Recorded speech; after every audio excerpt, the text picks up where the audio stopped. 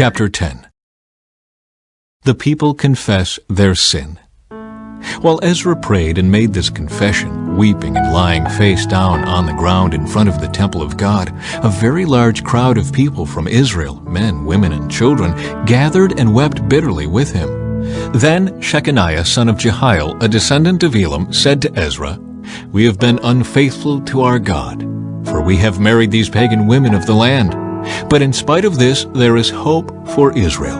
Let us now make a covenant with our God to divorce our pagan wives and to send them away with their children. We will follow the advice given by you and by the others who respect the commands of our God. Let it be done according to the law of God. Get up, for it is your duty to tell us how to proceed in setting things straight.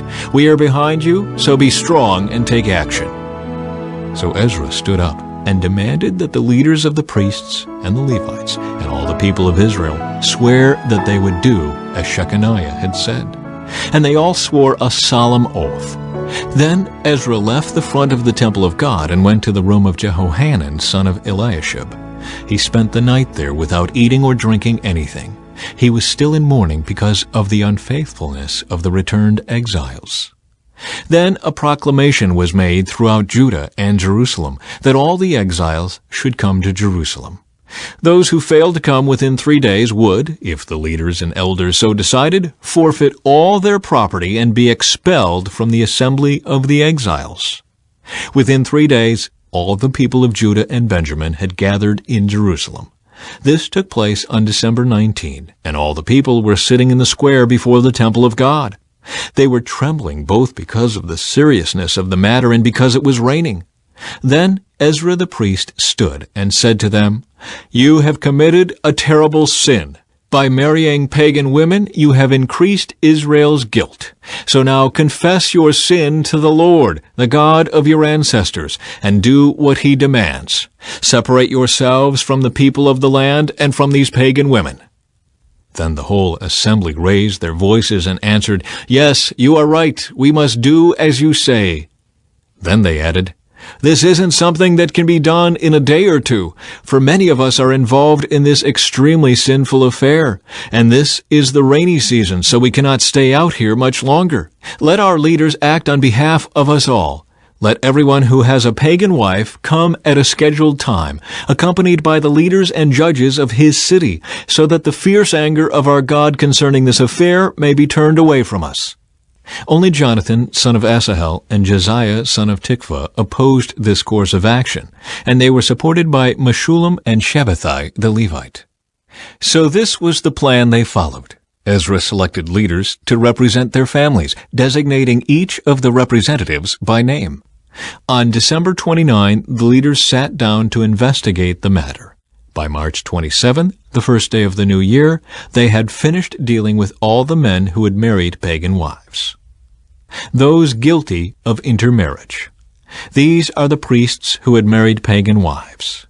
From the family of Jeshua, son of Jehozadak, and his brothers, Maaseiah, Eleazar, Jerub, and Gedaliah. They vowed to divorce their wives, and they each acknowledged their guilt by offering a ram as a guilt offering.